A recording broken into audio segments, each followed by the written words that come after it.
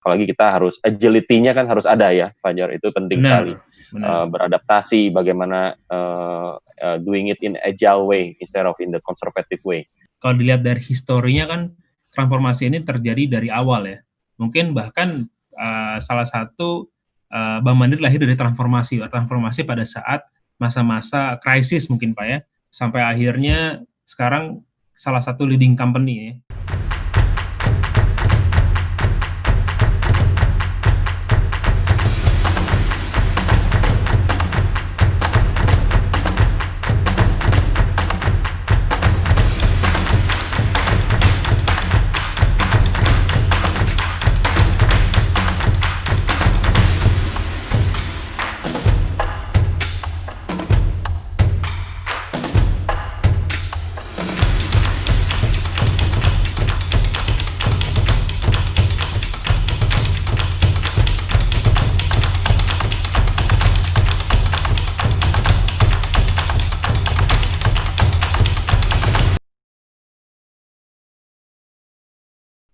Oke, selamat siang ya, sampai lupa waktu saya. Selamat siang, Assalamualaikum warahmatullahi wabarakatuh. Balik lagi dengan saya Fajar Zaman sebagai host hari ini.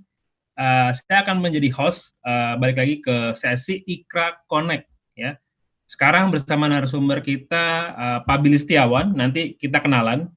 Pak Billy Setiawan dari Bank Mandiri. Detail nanti akan saya coba, nanti Pak Billy akan kenalkan diri. Saya mungkin akan coba buat sesi ini lebih interaktif, nanti teman-teman juga kalau ada pertanyaan ataupun ada input, boleh disampaikan ya, biar kita bisa lebih banyak diskusinya. Apalagi sekarang sesi kali ini bisa dibilang sebuah bank BUMN yang bisa dibilang salah satu leading banking yang sudah menempuh banyak era ya. Saya mau ucapin sekali lagi selamat datang, terima kasih sudah hadir di acara Future Force Fest 2020 dengan tema Facing the New Normal. Acara ini diselenggarakan oleh IKRA, platform yang membantu individu maupun korporasi untuk menjawab tantangan bisnis melalui data dan teknologi, gitu ya. Jadi di sini kita membuka diskusi dan perspektif baru selama masa sulit agar UKM dan talent teknologi bisa mengerti tentang tantangan yang mungkin dihadapi secara permanen. Jadi kita semua tidak hanya bisa bertahan melalui pandemi, tapi juga beradaptasi dan berhasil di masa depan. Mau ngingetin sekali lagi, buat teman-teman yang penasaran, di box bawah tuh ada QR Code apa ya. Kita bekerja sama dengan platform donasi bagi rata, sebuah peer-to-peer wealth distribution tool. Ini cara donasi berbeda menggunakan teknologi yang tepat sasaran, langsung untuk mereka yang membutuhkan. Jadi jangan lupa scan QR code atau ketik aja bagirata.id, gitu ya. Saya mengucapin sebelumnya terima kasih untuk para sponsor utama Cloudera, Monroe, dan sponsor lainnya, Bagirata sebagai Indonesian Partner, Data Science Indonesia, dan Think Policy sebagai Community Partner. Terima kasih juga untuk media partner kami, Tempo.co, Info Komputer, serta para pengisi acara yang membantu wujudkan acara ini. Buat teman-teman yang juga stay tune dari pagi, bantu kita untuk posting di sosial media dan pasang hashtag Future Force Fest 2020, siap hadapi perubahan, sebar semangat dari rumah. Oke, sekarang kita langsung aja ngobrol-ngobrol sama Pak Billy. Saya menggunakan dulu Pak Billy Setiawan, Head of Enterprise Data Management Bank Mandiri. Halo Pak Billy. Halo, Fajar, apa kabar? Apa kabar Pak?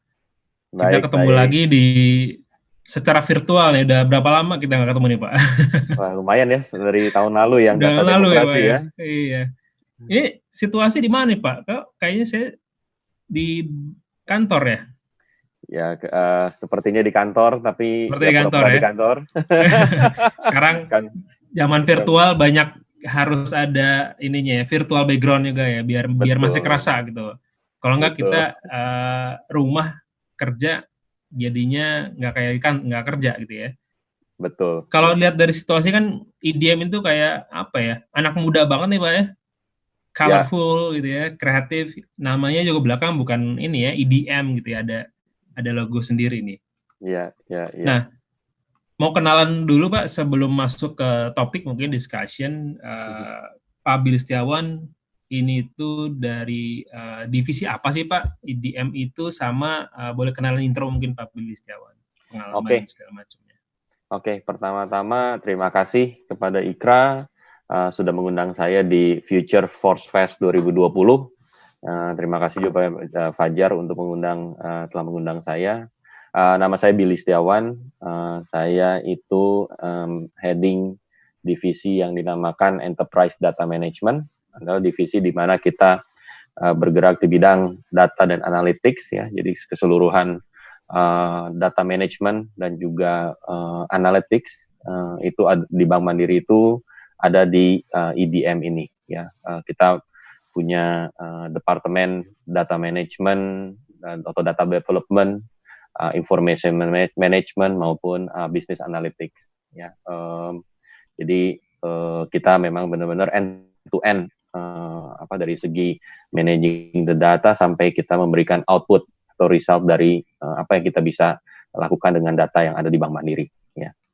I see. Ya. Jadi seluruh data di Bank Mandiri itu ada di sini harusnya Pak ya? Harus semuanya ada di sini. Ada di sini ya. Terpusat lah, ada tim khusus sendiri, ibarat kata tim intelijen sendiri yang membantu proses decision making mungkin di bisnis melalui data pastinya. Ini saya juga udah pernah keliling kantornya nih. Mas masuk kantornya keren banget di Menara Mandiri ya. Ya, itu ada betul. ada satu lantai sendiri beda banget. Jadi kayak kita masuk ke perusahaan Silicon Valley kali ya kalau saya bisa bilang ya. Silicon Valley timnya juga masih fresh Pak ya. Ya, betul. Ya, jadi kita memang membuat suasananya supaya lebih rileks karena kita memang mengutamakan teamwork ya. Teamwork dan juga kolaborasi ya, karena kadang-kadang tim seperti data analytics itu terkesan biasanya silo gitu kan, cuman berkutik sendiri gitu kan, itu kan tidak baik ya. Sebaiknya kita berkolaborasi agar think out of the box-nya itu ada terus ya. Dan kita memang banyak diskusi dengan unit-unit business unit maupun fungsi-fungsi seperti risk management ya, atau tim-tim yang support function lainnya di Bank Mandiri. Jadi memang sering sekali tim kami ini benar-benar banyak meeting ya. Selain itu habis meeting baru kita memang doing some analysis ya, atau dashboard yang memang kita kerjakan on day-to-day basis. That's our BAU activities kan. Ya. Betul. Dan timnya juga saya bisa bilang variatif ya, banyak ada variasinya. Itu ada role-nya itu ada apa aja Pak Billy? Dan mungkin kalau bisa dibilang range-nya itu apa, size-nya berapa banyak ya? Kita itu penuh banget tuh kantor. Cukup penuh ya, maksudnya tim kami ini sekarang IDM ada 100 orang ya. 100 ya. Sekitar 100 orang yang memang terdiri dari dari segi umur juga ya kan, ada yang muda, ada yang cukup senior juga. Karena kita memang perlu mix seperti itu. Agar supaya pengalaman di banking dan juga ada new fresh blood juga.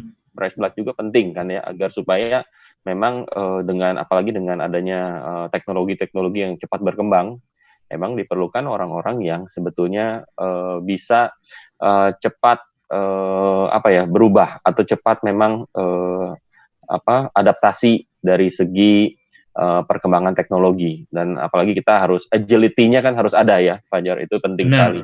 Beradaptasi bagaimana doing it in agile way instead of in the conservative way. Itu sangat penting. Ini sangat penting sekali. Ya, jadi kalau enggak kita ketinggalan. Benar. Ya. Karena ciri khasnya Bank Mandiri, atau saya lihat Bank Mandiri itu punya kemampuan yang sangat bagus Pak dalam transformasi ya. Kalau dilihat dari historinya kan transformasi ini terjadi dari awal ya. Mungkin bahkan salah satu Bank Mandiri lahir dari transformasi pada saat masa-masa krisis mungkin Pak ya. Ya. Sampai akhirnya sekarang salah satu leading company ya, kalau bisa dibilang ya top bank di Indonesia. Dan kalau kita ngomong banking pasti mikirnya itu ya kantoran gitu ya, terus rapi, terstruktur. Meskipun tetap ada Pak ya, tapi itu dikombin dengan agility yang sekarang jadi tema kita nih. Iya, betul.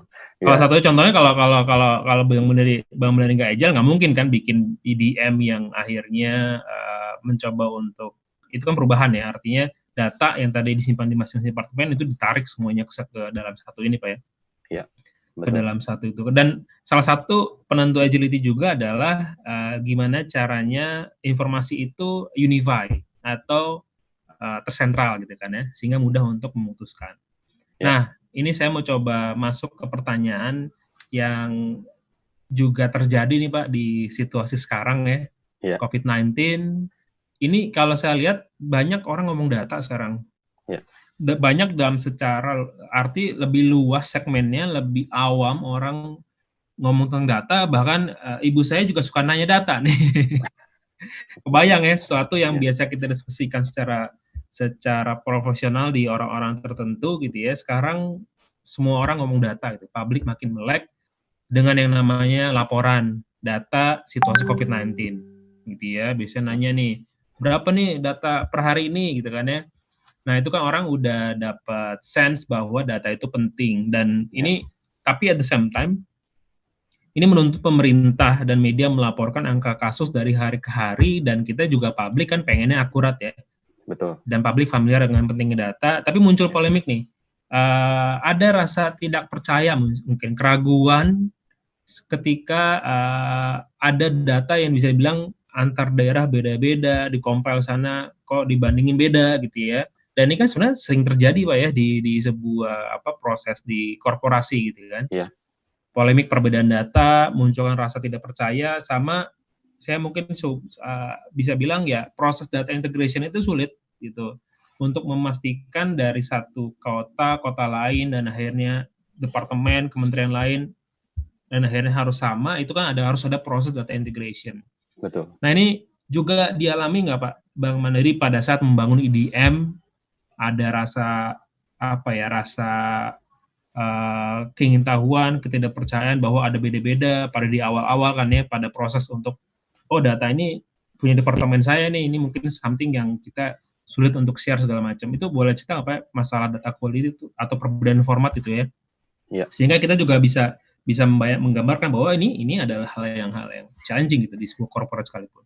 ya, ya. Kalau tadi yang apa yang disampaikan Fajar memang benar. Kita kan dari merger dari 4 bank, ya, dan 4 bank besar, pemerintah yang besar sebetulnya tahun 98, di mana kita punya cukup banyak sistem akhirnya yang karena kita juga punya full range of product dari micro business sampai corporate business gitu kan. Jadi produknya itu sangat banyak sekali, variasi produk itu sangat banyak sekali yang menyebabkan memang consistency of datanya menjadi challenging karena ini semuanya legacy ya kan. Jadi punya understanding yang berbeda-beda ya.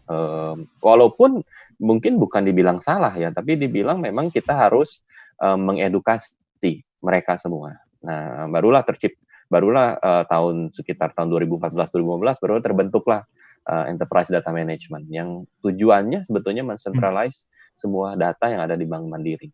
Nah, dari sini ya tentunya pasti ada pro and cons-nya, ya kan.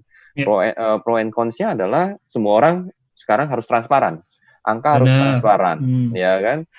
Kualitas data tentunya dimonitor selalu, ya. Betul. Dan makin ke sini juga audit maupun regulator, ya kan, juga makin melek juga kan, melihat kendala di industri financial, bukan hanya Bank Mandiri saja, tapi semua bank pun atau financial industry pun mengalami hal yang sama, yang sebetulnya tadinya tidak terlalu diperhatikan, sekarang menjadi suatu perhatian khusus jadinya kan, karena itu itu akan menjadi kendala untuk pelaporan, ya kan, untuk menghitung mungkin resiko terhadap individu atau maupun perusahaan. Nah, itu semua menjadi suatu challenge yang sangat besar. Nah, tentunya ini bukan one time exercise, ya, ini menjadi suatu journey, tempat kami terutama EDM itu sebetulnya kita melakukan berbagai macam aktivitas seperti kita itu memonitor data quality ya on weekly basis kita, lalu kita juga menggovern data tersebut untuk make sure definisi data itu sesuai, ya kan. Lalu kita juga make sure kita punya centralized apa yang kita namain master data management, ya kan. Untuk mencentralize seluruh data dari setiap individu atau setiap customer nasabah kita itu tercentralize di di EDM ini dan bisa digunakan untuk bermacam-macam aktivitas dari laporan, analisa maupun dashboard, ya kan, dan juga hal-hal yang berhubungan mungkin dengan data scientist, ya kan. Nah, memang di situasi COVID ini memang data itu makin penting lagi, gitu kan. Kita itu benar-benar kita waktu kita bilang bulan lalu ya, bulan Maret pertengahan kan itu udah mulai pemerintah declare bahwa situasi ini tidak baik, gitu kan, udah mulai tidak baik. Ya memang EDM ini menjadi suatu grup atau divisi yang sangat penting untuk kita memang melaporkan atau memonitor performance dari Bank Mandiri. Ya, bukan dari kita ngomonginnya bukan hanya segi financial udah pasti, ya kan, likuiditas, dana DPK kita, dana pihak ketiga kita, loan bisnis kita, ya kan, itu udah pasti. Yang lalu yang kita perhatikan sebetulnya juga atau yang kita berkolaborasi dengan human capital dan juga business continuity management sebetulnya adalah melaporkan orang atau pegawai-pegawai yang sebetulnya terkena dampak corona. I see. Dia positif, apakah dia ODP atau PDP, ya kan? Lalu kita juga memonitor bahwa working from home, working from office, supaya kita benar-benar mengetahui apakah situasinya itu kondusif on daily basis atau ada mungkin cabang yang harus ditutup dikarenakan memang situasinya tidak memungkinkan untuk buka kembali, ya kan? Itu semua kita EDM itu benar-benar bekerja cukup long hours ya untuk menyiapkan seluruh informasi-informasi tersebut yang kita sajikan dalam bentuk dashboard ya setiap harinya gitu kan. Setiap hari ya Pak ya? Setiap hari itu di-refresh setiap hari. Ya memang sangat sulit sekali. Kenapa? Karena memang aplikasi, tidak ada tools atau aplikasi yang sebetulnya kita siapkan kan. Jadi ini kita berkolaborasi, kita konsolidasi, kita bekerja sama dengan cabang-cabang yang cukup banyak, kita hampir punya 3.000 cabang, ya kan? Itu semua kita integrasikan datanya. Lalu kita sebenarnya kita konsolidasikan dan kita publish itu di dalam bentuk dashboard. Tentunya di awal-awal integritasnya pasti ada isunya kan, ya kan? Karena mungkin datanya nggak matching lah, karena semuanya bentuknya manual. Nah ini hal-hal yang sebetulnya sebagai pelajaran buat kita agar supaya bahwa kualitas data itu sangat penting, ya kan? Dan orang tuh sebelumnya tidak terlalu peduli dengan itu, bahwa impact dari kesalahan pelaporan atau kesalahan penginputan data itu impact-nya sangat besar. Kalau kita konsolidasikan dalam satu dashboard yang informasinya kita harus tampilkan kepada manajemen. Ya, itu menjadi suatu pertanyaan. Kok mengapa angkanya 30%? Kenapa nggak 50%? Ya kan? Hal seperti itu yang sebetulnya kita pun ya menjadi belajar juga bahwa sense of number-nya itu harus makin kuat, dan tim itu juga belajar sebetulnya sense of number-nya itu harus makin kuat dan mempertanyakan, harus selalu kritis, ya kan? Yang sebelumnya mungkin mereka nggak terlalu peduli juga gitu kan dengan angka tersebut, tapi sekarang ini menjadikan tim itu belajar bagaimana benar-benar bisa make sure kita bekerja sama, yang pasti penting bekerja sama dengan grup-grup lain atau unit-unit lain, departemen lain. Dan kedua adalah bagaimana mendevelop suatu informasi dalam atau report atau dashboard yang benar-benar bisa dilakukan dalam waktu singkat, ya. Itu yang menjadi pelajaran buat tim EDM sih sebetulnya dalam waktu 6 minggu 7 minggu ini.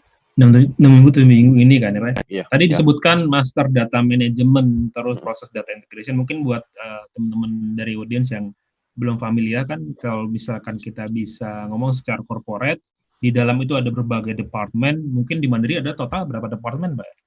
Wah, puluhan kali ratusan. Kalau dibilang ratusan, ya grupnya aja udah hampir 200. Ya. Jadi saya mikir cuma belasan, belum, ini ratusan ya. Kita ngomongin grup atau divisi ya? 200-an ya. 200-an ya. Jadi kalau ngomong imagine Bank Mandiri 200-an departemen, ratusan divisi, masing-masing punya data, tapi mungkin ada beberapa point of view datanya itu mungkin ngomong tentang sel sama-sama sel. Ini sama-sama sel. Begitu digabung, angka beda gitu kan ya. Karena pada saat ngolah, ngumpulinnya juga orangnya beda. Benar kan? Akibatnya ya tadi, begitu dikumpulkan, beda selisih 5, 10, berapa persen pun, ini kritis karena ini finance, Pak ya. Ini karena ini banking gitu ya. Jadi sangat-sangat harus dilihat presisi of ininya ya, laporannya. Betul. Dan tadi corporate punya berbagai macam ratusan departemen, kebayang pusingnya dan proses itu harus per hari. Dan satu hal yang saya suka bilang juga pada di awal sesi, di awal event ini, pentingnya data governance, Pak. Harus ada yang menggovern mana data yang kita accept, mana orang yang boleh akses, dan gimana cara ngolahnya, sehingga ada undang-undangnya lah ya. Kalau kita ditampilkan, karena gini, pasti data itu kan pasti ada beda, ada selisih itu pasti ada kan Pak ya. Maksudnya selisih itu pasti ada lah, apakah karena ambil data cut off time-nya beda gitu ya, akhirnya selisih 2-3 ini something yang pasti terjadi. Cuman kalau ada data governance, ada yang ada regulasi undang-undang data yang kita ini kalau selisih nggak apa-apa. Sore ini saya kedengeran nggak sore Pak? Tadi kayaknya freeze. Tadi kayaknya freeze. Jadi proses EDM ini pun udah berlangsung MDM itu pun suatu yang continuous ya Pak Billy ya. Data integration itu nggak ada habisnya. Nah ini something yang kita harus lihat juga, berkaca apa yang terjadi di data integration di situasi COVID-19 di government, itu pun sebenarnya memang harus continuous dan memang ada butuh proses lah. Begitu ada data muncul pasti ada selisih, dan ini something yang publik juga harus aware. Ya. Nah, tadi menarik nih Pak, semakin digital, semakin virtual, EDM semakin aktif memberikan laporan gitu ya, karena banyak transaksi digital, banyak situasi kerja itu virtual, nggak ada kelihatan wujudnya ya Pak. Akhirnya kita harus makin aktif mendapatkan laporan, ini sebenarnya ada nggak sih yang katakanlah masuk kantor berapa banyak, yang cuti berapa banyak, karena kan nggak kelihatan, jadi emang harus ada datanya. Nah, situasi ini kan menuntut kita membatasi mobilitas Pak, secara bekerja, bisnis, dan belajar gitu, pasti berubah.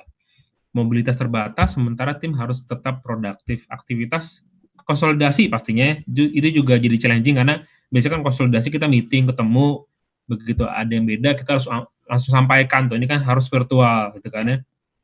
Kadang-kadang nge-freeze juga screen-nya gitu kan, pasti banyak kendala.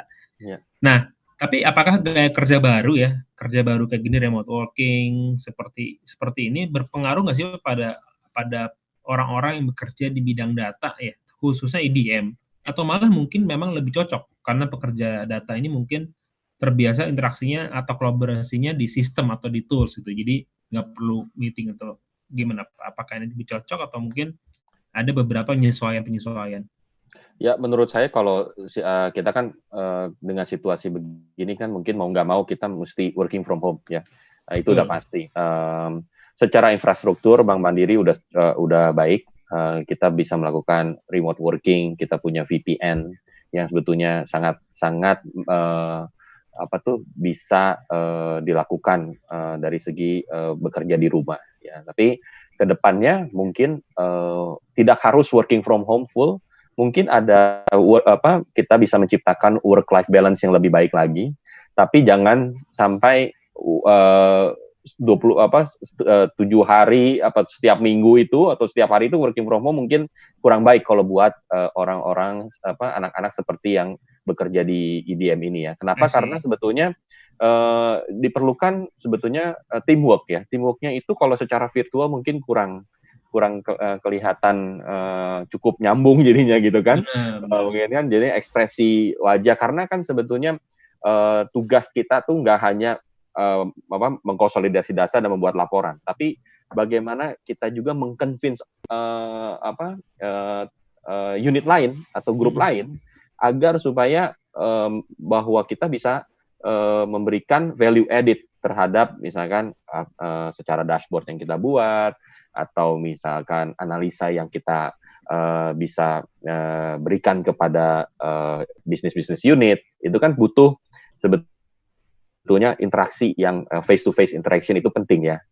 Tapi kalau dibilang apakah so far working from home ini berjalan mulus di EDM, menurut saya kita bisa bilang cukup mulus ya. Karena kita udah bisa mengolah data dengan baik, kita ada daily quote unquote stand up meeting ya kan, yang benar-benar saya menciptakan sebetulnya squad yang untuk bisa mereka fokus untuk memberikan atau mendevelop dashboard yang penting untuk manajemen, apalagi dengan situasi COVID ini, dan kita memang setiap hari ada daily meetingnya. Ya, dan mereka harus presentasi atau memberikan update progresnya sudah sampai mana. Yaitu yang menurut saya challenging, is a new normal kan untuk Bank Mandiri khususnya gitu kan. Tapi at the same time I think mereka juga cukup adjust sih dengan situasi. Ya paling yang mereka merasa cukup stres kan nggak bisa keluar rumah ya kan. Nah itu yang menjadi mungkin secara mentally mesti kita encourage terus atau kita kasih motivasi terus sih. Tapi other than that kita cukup baik untuk menjalankan working from home ini sih. Oke, jadi ini pun terjadi nggak cuma di Bank Mandiri aja ya, bahkan di semua company, bahkan di kita pun. Kalau misalkan kita bisa meeting, kan meeting itu kan nggak cuman dengar suara ya. Iya. Nggak cuma, tapi kita ngeliat ada gesture, ada aksi reaksi, ada accept apa enggak nih sama ide kita, gimana cara pendekatannya. Ini kan something yang biasanya kita langsung lakukan di offline meeting gitu ya. Betul. Tapi kalau virtual tuh gimana? Virtual kita kan berarti cuma mengandalkan audio sama ya visual yang ada di layar gitu kan ya. Iya. Selebihnya chatting platform segala macam, dan ini pun kalau saya bisa bilang ya aktivitas gaya baru yang new normal, yang lama-kelamaan sensitivitas kerja kita juga di audio makin terasa nih kayaknya Pak. Biasanya kalau koordinasi by phone atau by vidcon kayaknya kurang afdol lah, tapi gimana lagi, ini kan jadi fondasi baru kan untuk orang bekerja. Ya. Tapi kerja kita jadi makin panjang Fajar. Benar. Not 8 to 5 ya. 9 to 9 kayaknya. 9 to 9 gitu ya. Dan meeting to meeting, back to back meeting bisa cepat tuh. Langsung kan kalau sore kan kita atau malam pulang itu ada aktivitas pulang ya. Sekarang kan nggak ada aktivitas pulang gitu kan ya. Paling matiin laptop tapi masih bisa lewat sini Pak. Betul sekali. Tapi ya itu yang kita rasakan, bisnis ini kan sekarang harus lebih tough ya, maksudnya bisnis kan tough ya, kita harus lebih kencang, harus lebih extra effort lagi, at the same time komunikasi kita terbatas ya, jadi pasti tadi banyak ada stres dan segala macam, ini something yang kita juga lihat terjadi di beberapa company. Tadi kan ada shock gitu ya, ada gaya kerja baru, gaya proses baru gitu ya.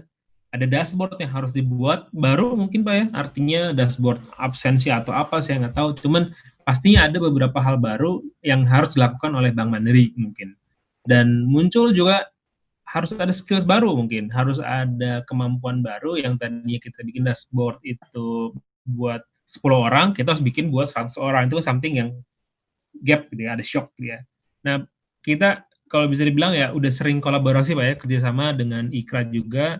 Kita coba bantu lewat pengembangan kemampuan talent-talent terbaik Mandiri itu ya, khususnya di EDM, untuk menghadapi permasalahan baru di bidang data. Nah, pernah kita coba untuk bahas tentang data integration, data visualization Pak ya.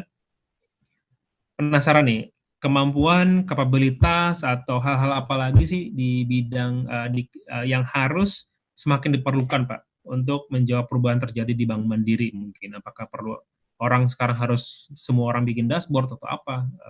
Seperti apa, Pak Billy? Ya, kalau saya lihat dengan adanya situasi ini, yang pasti yang harus secara hygiene factor sih data scientist, data visualization dan juga data integrasi atau data management people itu penting untuk EDM ya. Tapi kalau saya bisa tekankan sekarang sebetulnya di luar dari itu adalah bagaimana cara kita bisa melakukan proses manajemen yang baik. Betul. Ya kan, di luar dari kita ngomongin masalah data. Ya, itu proses manajemen itu penting. Kenapa? Karena sebetulnya kita berkolaborasi dengan banyak pihak nih, ya kan? Dan kita adalah ujungnya. Ya kan, di ujungnya adalah kita mempublish dashboard tersebut. Nah, kalau kita ngomongin sekarang dashboard atau report, ya, sebetulnya data visualization knowledge itu sangat penting. Bagaimana caranya kita bisa think fast untuk menyajikan dashboard yang informatif dan simple dan langsung bisa disajikan kepada manajemen. Itu yang sangat sulit. Karena sebetulnya kalau kita ngomong kita belajar dashboard, pembuatan dashboard itu kan banyak iterasi ya, yang harus kita double check apakah si audiensnya bisa melihat atau enggak. Tapi dengan waktu seperti yang situasi COVID ini, kita harus lebih cepat lagi kan. Kalau bisa by 5 days atau dalam waktu 5 hari itu udah final. Udah final ya. Benar-benar udah bisa dikasih lihat dan di launch lah gitu kan. Yeah. Tapi kalau biasanya kan 2 minggu, 1 minggu itu dalam arti udah sangat-sangat sempurna. Nah itu yang sebetulnya menurut saya ini penting ya bagi anak-anak atau yang memang bergerak di bidang data ini, apalagi data visualization ini, sebetulnya doing it in a faster way atau in agile way atau think out of the box-nya dalam arti benar-benar think-nya tuh lebih jauh lagi atau bagaimana memposisikan diri sebagai audience instead of sebagai yang mengerjakannya itu penting. Dan kalau tidak bisa memikirkan seperti itu, selalu akan bertanya-tanya kenapa ya kok si audiensnya maunya kotaknya ada sebelah kiri instead of di tengah, ya kan? Hal seperti itu yang simpel-simpel yang sebetulnya belum terpikirkan atau tidak terpikirkan biasanya kan, karena nggak ada sense of urgency-nya. Dengan adanya situasi COVID ini, benar-benar kita harus kalau bisa sehari 2 kali kita menanyakan progresnya dan benar-benar discuss about the progress dashboard-nya, ya itu kita harus lakukan. Ya, jadi sebetulnya sense of urgency ini sangat penting dalam subjek yang data visualization ini ya, atau data virtualization ini sangat penting sih menurut saya. Dan benar tim juga terus belajar, progressing it quite well sebetulnya dengan diberikan pressure yang cukup agar supaya mereka bisa berpikir lebih baik lagi untuk bagaimana visualize the dashboard dengan lebih baik lagi sih. Menurut saya itu sih. Tadi yang tadi Pak Billy sebutkan agility ya. Agility itu kan harus cepat dan mungkin salah satu istilah yang sering dipakai orang sprint. Ketika ngebuat produk itu mungkin 1 minggu itu harus udah keluarin, harus dites, harus udah coba diuji cobakan gitu kan ya. Yeah. Nah, something yang tadi juga nyambung, gimana caranya dia bisa paham atau data visualization analis mungkin ya, paham dengan situasi bisnis. Makanya kenapa tadi ada kombinasi antara senior sama yang paham teknis Pak ya. Ini betul. Ada juga nyambung pertanyaannya Pak Bayu PD, ini ada yang tadi kita bahas, ada sekitar 100 orang di tim EDM, cuman kolaborasi itu juga dengan semua departemen ya Pak Billy ya? Yes. Di mana usernya itu bukan hanya di internal EDM, tapi juga ada yang di marketing, produk, dan segala macam ya. Dan mereka juga kenapa harus paham bisnis prosesnya pastinya, kenapa urgensinya segala macam, biar begitu di keluar launch, langsung fit dengan user, kurang lebih gitu, Pak. Ya. Nah, Pak Billy, kita mungkin sudah masuk ke penghujung nih Pak sesi kita.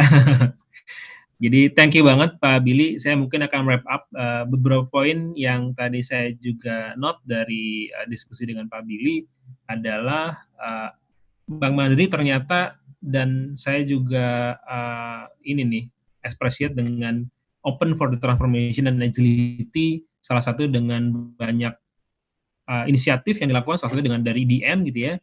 Dan satu hal yang kita harus paham betul, kolaborasi antara user yang bisnis dan juga para pekerja data gitu ya. Jadi nggak bisa hanya keluarin dashboard tapi nggak dipakai sama user juga, kan something yang susah gitu ya. Dan karena adanya situasi virtual seperti ini, malah sekarang kerja lebih 2 kali lipat Pak ya. Keluaran atau produk dari EDM atau report dari EDM harus makin cepat malah sekarang, karena kan virtual semua, digital semakin banyak gitu ya. Akhirnya kita depend on apa yang dihasilkan oleh tim EDM, ada dashboard, ada database mungkin ya, yang report-report yang keluarkan. Nah, sebelum saya tutup, ini kita ada ritual juga Pak, ritual virtual untuk foto bareng nih Pak. Oke. Nah, nanti saya kasih aba-aba, nanti sekitar 3 detik harusnya bisa difoto. Oke? Oke. Siapa? Billy ya? Oke. Kita foto ya. Ya. 1, 2, 3. Siap. Oke, harusnya udah. Harusnya udah nih. Kaku banget kita ya. Segala virtual jadinya ini nggak ada suara, nggak ada aba-aba. Kaku banget ya. rasanya. Kaku banget, awkward banget. Tapi seru Pak Billy ya. Thank you ya. Sudah menyediakan waktu hari Sabtu. Future for Fest 2020 Facing the New Normal. Thank you. Terima kasih buat audiens juga, buat stay tune di sesi ini, ICRA Connect. Untuk semuanya juga, stay safe, healthy, stay social distancing, but digitally connecting. Saya mau coba tutup lagi Future for Fest 2020, 8-9 Mei, hari ini terakhir, diramaikan oleh lebih dari 25 orang ahli di bidang bisnis, data, teknologi, riset, dan policy. Follow Instagramnya ikra_id atau buka website ikra.com untuk tahu tentang program-program lainnya. Siap hadapi perubahan, sebar semangat dari rumah. Saya Fajar Zaman, undur diri. Selamat siang. Pak Willy, thank you. Thank you. Terima kasih.